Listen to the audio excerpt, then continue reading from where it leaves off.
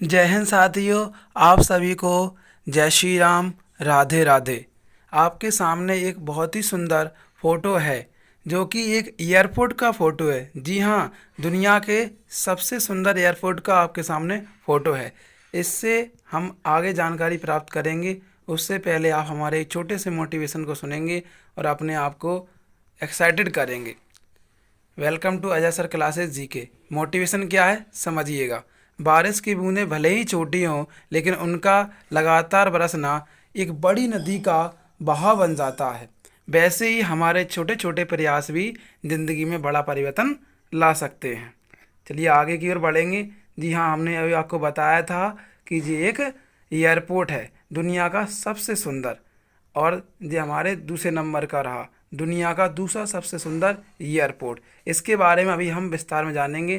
थोड़ा हम भारत का भी तो देख लें जरा। इंदिरा गांधी हवाई अड्डा जी आपके सामने रहा।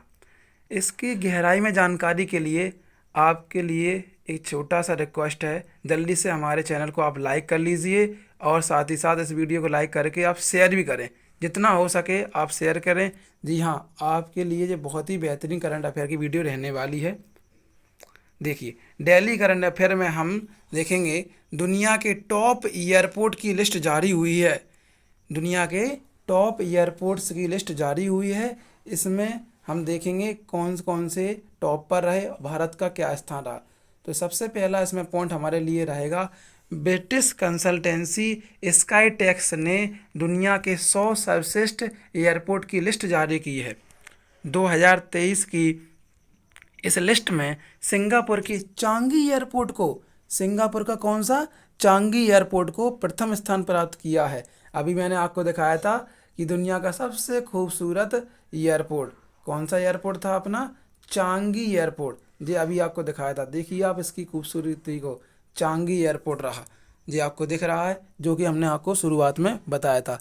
ऐसे ही दूसरा एयरपोर्ट जो कि कतर देश की राजधानी दोहा में है, तो आपको अभी मैं बता देता हूँ। जी रहा दुनिया का सबसे सुंदर, जो कि दुनिया का पहला 2022 में था, लेकिन पहला कौन सा बन गया, अभी अभी आपका सिंगापुर का चांगी एयरपोर्ट बन गया है। अब ये दूसरे नंबर पे आ गया है कतर की राजधानी दोहा में हमद इंटरनेशनल एयरपोर्ट, जो कि आपके स्क्रीन के सामने जस्ट दिख रहा है। अब हम बात करेंगे भारत की। तो भारत का जो एयरपोर्ट है ये रहा आपकी स्क्रीन के सामने। तो ये 36 नंबर पर है, 36वें नंबर पर है। और आपको हम बता दें कि चांगी एयरपोर्ट जो अभी आपको बताया था, चांगी एयरपोर्ट ये 12 बार पूरे वर्ल्ड में सर्वश्रेष्ठ रह चुका है। मतलब 12 बार इसने खिताब जीता है। इसके बारे में हम थोड़ा सा डिटेल जान लेते हैं क्या क्या है, और जल्दी से आप शेयर कर दें हमारे वीडियो को और लाइक भी कर लें। देखिए आपके सामने कुछ महत्वपूर्ण बिंदु जे रहे। अभी हमने देखा था 2023 में सिंगापुर के चांगी एयरपोर्ट को प्रथम स्थान प्राप्त हुआ है। दूसरे नंबर पर कतर की राजधानी दोहा में बना हमद सिंगापुर नहीं, हमद इंटरनेशनल एयरपोर्ट। जी हाँ, कौन सा, हमद इंटरनेशनल एयरपोर्ट। तीसरे नंबर पर जापान का हनेदा एयरपोर्ट, जापान का हनेदा एयरपोर्ट तीसरे नंबर पर आ। पहले नंबर पर दुनिया का सबसे बढ़िया एयरपोर्ट कौन सा, चांगी एयरपोर्ट। दूसरा हमद इंटरनेशनल एयरपोर्ट, तीसरा हनेदा एयरपोर्ट। चांगी एयरपोर्ट जो सिंगापुर का है, 12वीं बार विश्व के सर्वश्रेष्ठ हवाई अड्डे का खिताब मिल चुका है इसको। अब हम देखेंगे भारत का प्रदर्शन क्या रहा है। दिल्ली का इंदिरा गांधी इंटरनेशनल एयरपोर्ट 36वें स्थान पर रहा है, लेकिन एक अच्छी उपलब्धि भी प्राप्त की है अपने भारत ने, ऐसी बात नहीं है। दक्षिण एशिया में सबसे स्थान पर रहा दिल्ली एयरपोर्ट। जो हमारा दक्षिण एशिया जो है ना, उसमें भारत आता है, और इसके अलावा भी बहुत सारे देश आते हैं जैसे कि श्रीलंका, मालदीव इत्यादि। तो इनमें हमारा भारत कैसे रहा है, टॉप पर रहा है। अब आपके सामने आ रहा है टाटा कंसल्टेंसी सर्विस, TCS। इसका आपने बहुत सारे जगह नाम सुना होगा TCS का। अब TCS के जो चर्चे में क्या है इसको आप समझें। TCS क्या है, हाल ही में इन्होंने अपने यहाँ पे CEO और MD को नॉमिनेट किया है। तो इसके बारे में हम जान लेते हैं, किसको नॉमिनेट किया है। जी रहे आपके सामने, ये TCS के CEO और MD जी हैं। तो हु इज के कृतिवासन, हुएज के कृतिवासन कौन है जी, तो ये TCS कंपनी जो है ना, उसके कौन है जी, सीईओ और एमडी हैं, आपको दिख रहा होगा। तो टीसीएस कंपनी के सीईओ और एमडी जी हैं, आपके सामने तस्वीर दिख रही है, आई होप समझ पाएंगे। तो जो आपके सामने दिख रहे हैं के कृतिवासन कौन है, टीसीएस के सीईओ और एमडी हैं। आगे बढ़ते हैं, इसको विस्तार में समझेंगे। भारत देश की सबसे बड़ी आईटी कंपनी, भारत देश की सबसे बड़ी IT company Tata consultancy services TCS ने के कृतिवासन को कंपनी का सीईओ और एमडी नामित किया है। इससे पहले कौन था, राजेश गोपीनाथन जी थे। राजेश गोपीनाथन जी टीसीएस के कौन थे, सीईओ और एमडी थे। इन्होंने हाल ही में त्यागपत्र दे दिया है। क्लियर, आगे बढ़ते हैं। टीसीएस एक आईटी मल्टीनेशनल कंपनी है। टीसीएस कैसी कंपनी है, आईटी मल्टीनेशनल कंपनी है। आई होप आपको समझ में आ रहा होगा। अब देख लेते हैं टीसीएस के बारे में थोड़ा सा, क्योंकि यहाँ से स्टैटिक जीके बनती ही है परीक्षा में।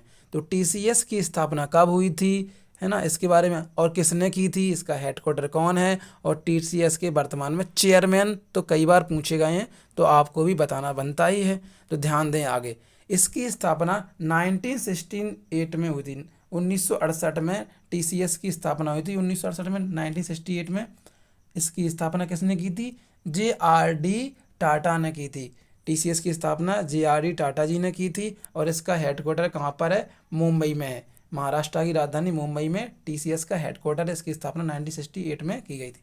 वर्तमान में टीसीएस के चेयरमैन कौन है, तो वर्तमान में टीसीएस के चेयरमैन जो हैं एन चंद्रशेखरन, या फिर आप इनका पूरा नाम ले लेंगे नटराजन चंद्रशेखरन। तो टीसीएस के चेयरमैन नटराजन चंद्रशेखरन, इसका मुख्यालय मुंबई, स्थापना 1968 में, जेआरडी टाटा ने इसकी स्थापना की थी।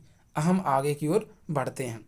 आपके सामने बहुत ही ज़्यादा मुस्कुराते हुए व्यक्ति दिख रहे हैं, थोड़ा आप भी मुस्कुरा लो, क्योंकि ये गर्व की बात है। हमारे भारत के जे 25वें नंबर के गवर्नर हैं, हमारे भारत के 25वें नंबर के गवर्नर जी हैं, इनका नाम है शक्तिकांत दास। क्योंकि आईजेसीबी ने इनको गवर्नर ऑफ द ईयर 2023 का अवार्ड दिया है। International economics research journal central banking award 2023 से हमारे 25वें नंबर के गवर्नर शक्तिकांत दास जी सम्मानित हुए हैं। ये बहुत ही बड़ी गर्व की बात है। चलिए अब इनके बारे में हम थोड़ा सा विस्तार में समझ लेते हैं कि ये चर्चा में क्यों आए। भारतीय रिजर्व बैंक के गवर्नर शक्तिकांत दास जी को international economics research journal central banking award 2023 से सम्मानित किया गया है, जो कि किस रूप में, गवर्नर ऑफ द ईयर, मतलब इस वर्ष का गवर्नर कौन था, 2022 का 23 में अवार्ड दिया गया है। इससे पहले केवल एक ही भारतीय हुए हैं जिनको यह अवार्ड मिला था, तो उनका नाम है रघुरामन जी, मतलब रघुराम राजन जी। आप नोटों के देखेंगे उनमें साइन करते हैं, जैसे कि अभी आपके पास जो नोट होंगे न्यू, उस पर शक्तिकांत जी के साइन होंगे। अब आईजेसीबी उसका शॉर्ट फॉर्म है, international economics research journal central bank का। आईजेसीबी की कैसी संस्था है, क्या चीज़ है, तो आईजेसीबी एक आर्थिक रिसर्च जर्नल है। अब आपको रघुरामन राजन जी के बारे में थोड़ा सा बता देते हैं। जरा आपके सामने उदास उदास बैठे हैं, है ना, लेकिन आप उदास नहीं होना, ठीक है भाई। आगे बढ़े। जिस किसी ने हमारे चैनल को लाइक नहीं किया, जल्दी से लाइक कर दो, और जो अंगूठा दिख रहा है ना, किसके लिए, सब्सक्राइबर के लिए, जल्दी से सब्सक्राइब भी कर देना आप, और वीडियो को ज़्यादा से ज़्यादा आप शेयर करें, क्योंकि हम आपको इतने बढ़िया से इन्फॉर्मेशन दे रहे हैं, और इस इन्फॉर्मेशन को कलेक्ट करने के लिए टाइम तो लगता ही है। नेक्स्ट क्वेश्चन की ओर हम चलते हैं। अरे क्यों महिला, ये क्या दिख रहा है, अरे ये क्या है, ये एक इलेक्ट्रिक इंजन है। ये क्या है, यह एक इलेक्ट्रिक इंजन है। इससे अब क्या होगा, एक राज्य के अंदर भारत के रेलगाड़ी चलेगी। तो मेघालय राज्य है, वहाँ पर पहली बार इलेक्ट्रिक इंजन से रेलगाड़ी चलेगी। जी हाँ, इसके बारे में थोड़ा सा हम समझ लेते हैं, क्या पॉइंट चर्चा में रहा है। तो ध्यान से देखिए, किस राज्य में पहली बार इलेक्ट्रिक इंजन से चलने वाली रेलगाड़ियाँ चलेंगी, तो आपको ये समझ में आ गया होगा। मेघालय राज्य में पहली बार इलेक्ट्रिक इंजन से चलने वाली रेलगाड़ियाँ शुरू हो जाएंगी, मतलब चलेंगी। अरे अब ये क्या आ गया, एसोचैम। एसोचैम, एसोचैम क्यों चर्चा में है, इसके बारे में हम समझते हैं। एसोचैम क्यों चर्चा में है, इसको ध्यान से आप समझना। कई बार हमारे परीक्षा में एसोचैम से फुल फॉर्म पूछा गया है हिंदी और इंग्लिश दोनों में, तो इस चीज़ को आपको बहुत ध्यान से देखना है। कभी कभी स्थापना भी पूछ लेता है, अभी वर्तमान में इसके कौन अध्यक्ष हैं, इन सारी चीज़ों को आप ध्यान से सुनना। तो हम आगे बढ़ेंगे। बी गिरी राष्ट्रीय श्रम संस्थान ने किसके साथ श्रम और रोजगार संबंधी नीतियों और सुधारों के लिए समझौता ज्ञापन पर हस्ताक्षर किए हैं? गिरी राष्ट्रीय श्रम संस्थान ने किसके साथ श्रम और रोजगार संबंधी नीतियों और सुधारों के लिए समझौता ज्ञापन पर हस्ताक्षर किए हैं? तो किस पे किए हैं? एसोचैम पे। अब देखिए आप ध्यान से एसोचैम के बारे में। एसोचैम का फुल फॉर्म कई बार एग्जाम में आया, ध्यान रखना। एसोचैम का full form associated chambers of commerce and industry. इसका हिंदी में क्या होगा? भारतीय वाणिज्य एवं उद्योग मंडल। इंग्लिश में क्या था? The associated chamber of commerce and industry. अब जी एसोचैम क्या है, कैसी संस्था है, इस चीज़ को जाने नेक्स्ट पॉइंट में। एसोचैम भारत के वाणिज्य संघों की प्रतिनिधि संस्था है। एसोचैम क्या है? भारत के कमर्शियल संघों की प्रतिनिधि संस्था है। इसकी स्थापना कब हुई थी? 1927 में। एसोचैम की स्थापना 1927 में हुई थी। वर्तमान में इसके अध्यक्ष कौन हैं? वर्तमान में एसोचैम के अध्यक्ष विनीत अग्रवाल जी हैं। तो आपको याद रखना है, एसोचैम के वर्तमान में अध्यक्ष विनीत अग्रवाल जी हैं। अब नीचे आपको एक पॉइंट लिखा हुआ है फिक्की। फिक्की से भी कई बार फुल फॉर्म पूछा गया है, तो आप लोग कमेंट में ज़रूर फिक्की का फुल फॉर्म लिखें, जिससे पता चले कि आपको कितनी बढ़िया से करंट अफेयर समझ में आ रही होगी। ठीक है, चलिएगा अब हम आगे की ओर बढ़ते हैं। जॉइन आवर चैनल मतलब आप हमारे चैनल से जुड़े रहें, क्योंकि हमने आपके लिए इतनी मेहनत की है, तो अब हमारे चैनल से जुड़ना तो बनता ही है ना। तो आराम से आप हमारे चैनल को सब्सक्राइब भी कर लें और जल्दी से आप शेयर भी करें। इस तरह से साइन आ रहा होगा, इस पर आप क्लिक करेंगे, आप अपने साथियों को ये लिंक भेज देंगे। आपके साथी भी पढ़ सकते हैं, आपके छोटे भाई बहन, आपके घर में जिसको करंट से संबंधित जानकारी चाहिए, रोज़ की अपडेट, वो चीज़ नॉलेज ले सकते हैं। ठीक है, आगे की ओर बढ़ते हैं। जैसे कि मैंने थंबनेल पे लिखा था, डेली करंट अफेयर, इस तरह से पढ़ी हो तो बताओ।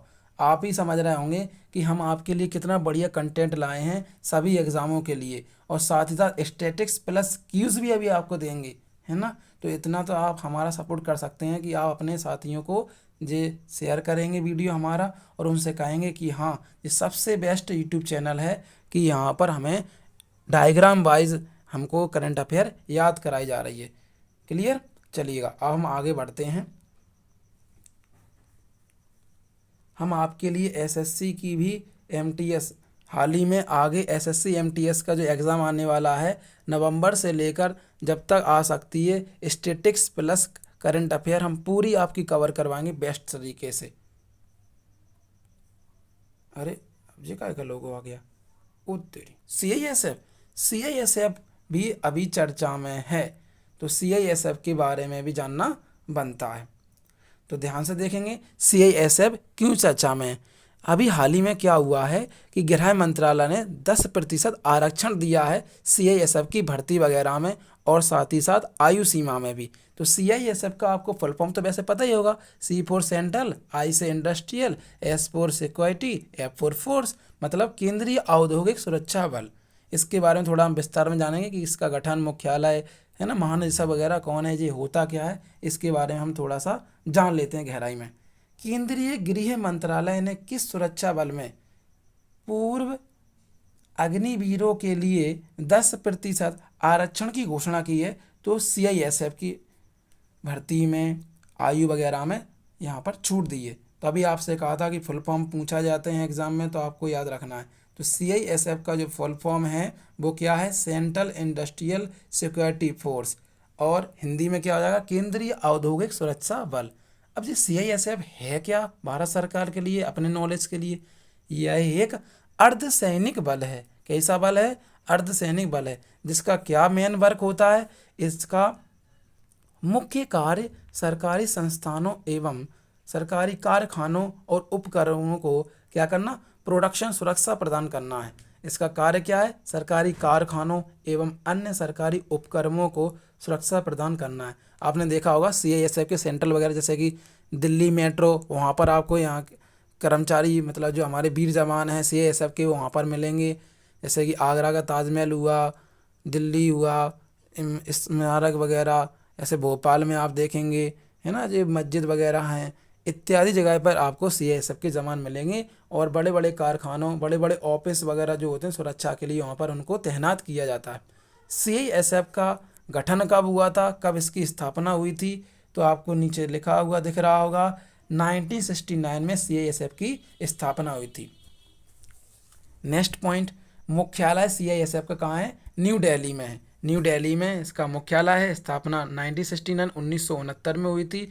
रिस्पॉन्सिबल मिनिस्टर कौन है, जिम्मेदार मंत्री कौन है, तो आपको पता ही होगा, अमित शाह जी हैं। केंद्रीय गृह मंत्री अमित शाह जी सीआईएसएफ के रिस्पॉन्सिबल मिनिस्टर हैं।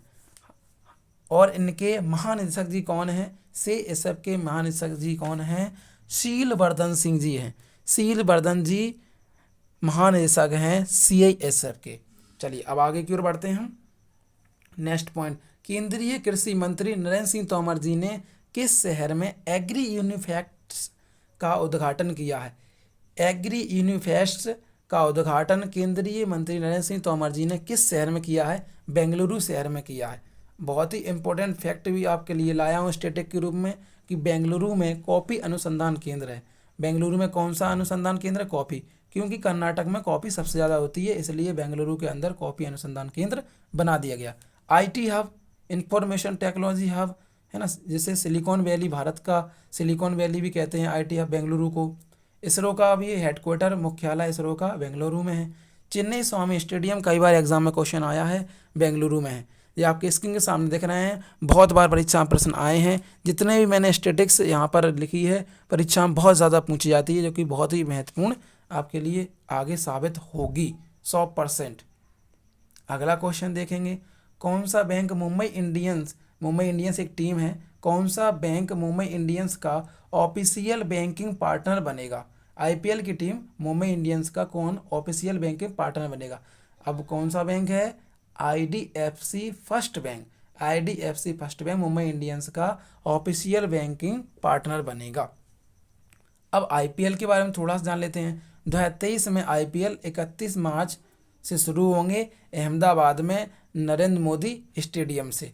पहला मैच किन किन के बीच खेला जाएगा, पहला मैच गुजरात टाइटंस और चेन्नई सुपर किंग के बीच खेला जाएगा। आशा करूंगा कि आपको ये हमारा वीडियो बढ़िया लग रहा होगा। जल्दी जल्दी आप लोग हमारे वीडियो को लाइक कर लें और अपने साथियों में शेयर करें। हमने आप लोगों के लिए बहुत मेहनत की है। आपके सामने एक बढ़िया से दिख रहा है क्विज में क्वेश्चन मार्क, मतलब आपसे क्वेश्चन पूछूंगा, फिर आपको टिक करना है। चलिए आगे बढ़ते हैं इसी को करते हुए। देखिए आपके सामने पहला प्रश्न रहा, स्काई टैक्स द्वारा जारी दुनिया के टॉप एयरपोर्ट्स की लिस्ट में कौन सा एयरपोर्ट टॉप पर रहा है। तो हमने अभी आपको बताया था, इसका आंसर क्या होना चाहिए, इसका आंसर ऑप्शन सी होना चाहिए। Option C is the right answer. Singapore Changi airport, जो कि पहले ही शुरुआत में आपको खूबसूरत तस्वीर आपको दिखाई थी। आई होप आपको ये बात समझ में आ गई होगी, क्लियर हो गई होगी। Next question, Tata consultancy service TCS ने किसे अपना सीईओ और एमडी नियुक्त किया है। तो टाटा ने किसको सीईओ एमडी नियुक्त किया है, अभी आपको बताया था, के कीर्तिवासन जी को टाटा ने क्या किया है, सीईओ और एमडी अपॉइंट किया है। आई होप आपको ये बात क्लियर समझ में आ गई होगी। अभी अभी अपन ने ये वाला क्वेश्चन पढ़ा है, कौन सा बैंक मुंबई इंडियंस का ऑफिशियल बैंकिंग पार्टनर बनेगा। तो अभी आपको बताया था ना मैंने, कौन सा था, option B is the right answer, IDFC first bank. Option B is the right answer. Next question की ओर बढ़ेंगे। अगला क्वेश्चन है हमारा, किस भारतीय अमेरिकी को यूएस एयरफोर्स का असिस्टेंट सेक्रेटरी नियुक्त किया गया है। किस भारतीय अमेरिकी को यूएस एयरफोर्स का असिस्टेंट सेक्रेटरी नियुक्त किया गया है। तो आपको मैंने कल बताया था, रवि चौधरी जी को यहाँ पर अपॉइंट किया गया है, नियुक्त किया गया है। अगले क्वेश्चन की ओर चलेंगे, जो कि अभी आपने पढ़ ही लिया है, तो ऑप्शन इसका ए सही हो जाएगा। नेक्स्ट क्वेश्चन, केंद्रीय गृह मंत्रालय ने किस सुरक्षा बल में पूर्व अग्निवीरों के लिए 10% आरक्षण की घोषणा कर दी है। तो कौन सा अभी आपको पढ़ाया था CISF। ऑप्शन ए आपका बिल्कुल सही उत्तर होगा। नेक्स्ट क्विज की ओर बढ़ेंगे हम। इंटरनेशनल पब्लिकेशन बैंकिंग ने किसे गवर्नर ऑफ द ईयर 2023 से सम्मानित किया है? तो वो कौन है? 25वें नंबर के गवर्नर भारत के शक्तिकांत दास जी। नेक्स्ट क्वेश्चन की ओर बढ़ेंगे हम। केंद्रीय कृषि मंत्री नरेंद्र सिंह तोमर जी ने कहाँ पर एग्री यूनिफेस्ट का उद्घाटन किया है? अभी मैंने आपको पढ़ाया था IT हब बेंगलुरु में। बेंगलुरु में कृषि मंत्री नरेंद्र सिंह तोमर जी ने एग्री यूनिफेस्ट का उद्घाटन किया है। आई होप आपको हमारी करंट अफेयर बढ़िया से समझ में आ रही होगी। तो आप हमारे चैनल से जुड़े रहें और सपोर्ट करते रहें हमारा। इसी प्रकार की वीडियो को आप बढ़िया से देखने के लिए हमारे चैनल से जुड़े रहें और हमारे चैनल को सब्सक्राइब करें। Thank you for watching.